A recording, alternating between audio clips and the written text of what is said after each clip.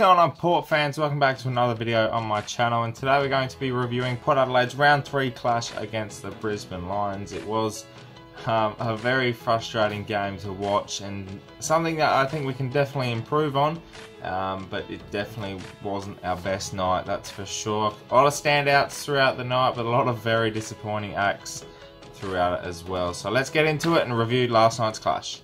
Ball inside 50, important, spoil down. Robbie Gray kept his feet, he's still being tackled, gets it back up, Rosie around the body. How about this young man? He is making a real impact.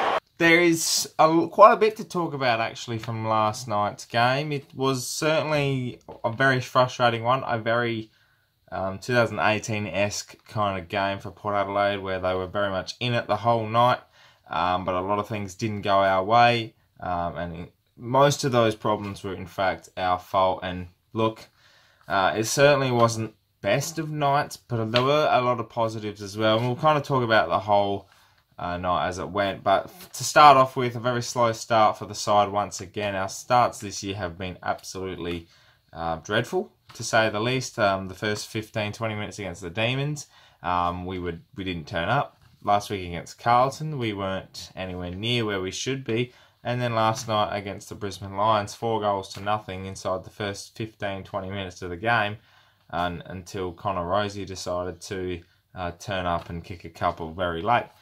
You know, against the better teams, we're going to get absolutely punished with these new rules. And we've got to very much review this and look at, you know, what's exactly happening. Why are we starting so slowly? Because this is hurting us throughout the game. And it definitely against Carlton, where, you know, it took it to the last quarter where we eventually broke away a little bit. Against Melbourne, that was probably a 4-quarter performance in the end, but our start definitely didn't help our cause early. And then obviously against the Lions, we've started slowly, and that 4-0 in the first quarter, well, we lost by 3, so it tells the story in itself. But wasn't the only thing last night that really hurt us. It was our goal kicking. And just like my beard, it was woeful last night. It was certainly something that it's cost us all 3 games, to be honest. You know, against the Demons, we were very woeful in front of goal. I think it was 12-15. Against Carlton, I think it was 13-10. And then last night against the Brisbane Lions, 13-12 with a quarter, 2-7 in that second quarter, where we were absolutely dominating play. If you switch that around, 7-2, that's a massive difference on the game. Going into half-time, Port Adelaide will have all the momentum. We'll have the attitude and the mindset that, all right, we're playing really well at the moment. We'll continue this and we'll keep going. And in the end, we came out and played pretty well, but Brisbane had the answers. And then eventually in the last quarter, we looked like we were going to break away. And then in the end, we stopped. We slowed down, and in the end, yeah, Brisbane kicked the last 3 goals of the game in the last 5 minutes, and it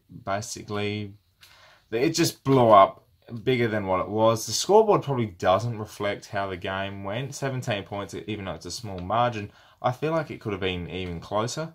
And large parts of that game, we very much dominated the play, but I'm not taking anything away from Brisbane. They were certainly one of the best. They are one of the best teams in the comp at the moment in terms of their quick play. They're exciting youngsters, and Eric Hipwood announced himself last night with 6 goals. He certainly is a work in progress, but for Brisbane fans, you've got a key forward that's going to play for you for another 10, 15 years, and he's going to absolutely dominate. And the way he played last night, hats off to him. He certainly exposed our defence and left us, you know, real worried. And, you know, the other thing as well is Brisbane are playing at the Gabba.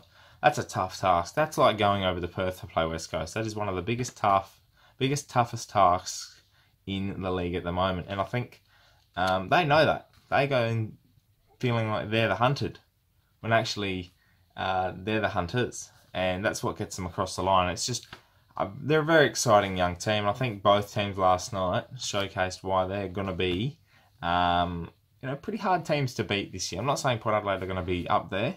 I think Brisbane are just ahead at the moment. But the way we played last night, we certainly gave ourselves an opportunity to go ahead, go 3-0 and really set up our season well.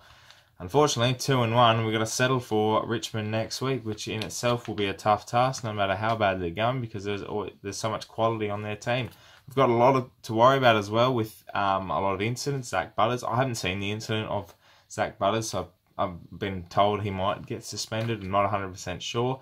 And the other one is Scott Lycett, which I have seen the footage of, and it's very much 50-50, but I feel like he might get a week for that. Even though that's pretty soft, Mitch Robertson definitely took a bit of a dive when he got hit, but in saying that, still high contact, it's still a bump. He chose to bump, and it was a tad late, so he might get a week, might get a fine. We're still unsure, but I think he might get a week for that one, which will be very unfortunate, especially against the Tigers next week. A couple of positive things I'd like to talk about, and that's young Connor Rozee. What a star this kid is. 5 goals, 21 possessions, took 7 marks, game breaker throughout the night. He reminds me of a young Gavin Wanganeen. A real rubber man around the footy. He got great footy smarts, he's got pace, got a super leg on him, and the way he was moving around in that forward line, it definitely gave us an option. In a couple of years' time, when he builds his body and he really has a set structure in himself, it's going to be very hard to beat one-on-one, kind of like Robbie Gray. Like I said about the 2-7, that really cost us, but the other thing that did cost us was our poor disposal efficiency coming outside of the defensive half. People like Darcy Byrne-Jones, Dougal Howard had a shocker last night, and a lot of our defending was quite subpar to what it normally is, and that's a lot's got to come down to that pressure coming up the ground. But in saying that, one-on-one, we don't look as confident as we do in a pack contest, which is a bit of concern, especially with the 6-6-6 rule. Too many passengers last night, and I think those passengers very much included the selections that we gave in this week. Dougal Howard, shocking with the footy last night, didn't look all there. I don't know what's happened to him in the last 6 to 12 months, but he's certainly gone off his game. And that's a real worry, especially when our defensive stocks looked good coming into this season. And with his the way he's going at the moment, it's like playing one short. You know, our defence was supposed to be our key pillar. If nothing else was working, at least we had our defence to cover us until we could figure out everything else up the ground. But at the moment, everything's working besides our defensive work. And Ollie Wines, last I want to touch on the co-captain. Didn't really do much last night. Again, looked lost. Didn't feel like he was a part of the team. And he did kick a captain's goal, which was good to see. And I really felt that, well, ever since that moment, he really, the game turned. But he didn't have the best of nights. Kicking that goal was a real positive for him, but he's got to step up if he's going to be co-captain. I know he's coming out of an injury, but he just looked a tad scared and a tad off. I think that shoulder might be playing up in his mind. So once he gets that confidence back, he'll be back to his best. All right, it's time to get into the votes for this weekend's game.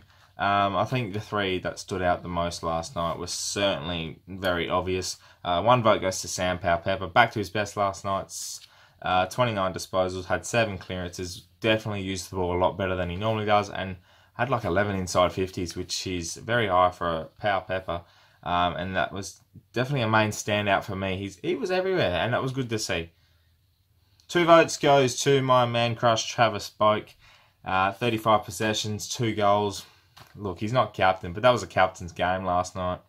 And, you know, what more can I say? I just love Travis Boak, and he's had a great start to the year, hasn't he? Just on fire at the moment, old Bogie.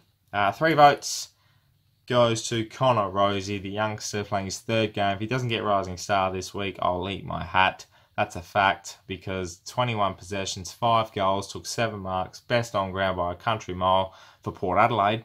And yeah, if he's overlooked for the Rising Star, then I'm going to have a massive hissy fit, because he was one of the best. Thank you so much for watching this review of Port Adelaide versus Brisbane. I really appreciate all the support as of late. We're flying at the moment, channel-wise. Port Adelaide is looking pretty good in itself. It wasn't a bad game last night, but I really think a couple of things to improve on. Let's hope they don't stumble and crumble like they did last year. A lot of positive signs. Look forward to next week against the Tigers. Thank you so much for watching, Port fans. Make sure you subscribe to plenty more Port Adelaide content coming your way on a weekly basis throughout the year. My name's Anthony, and as always, can't compare.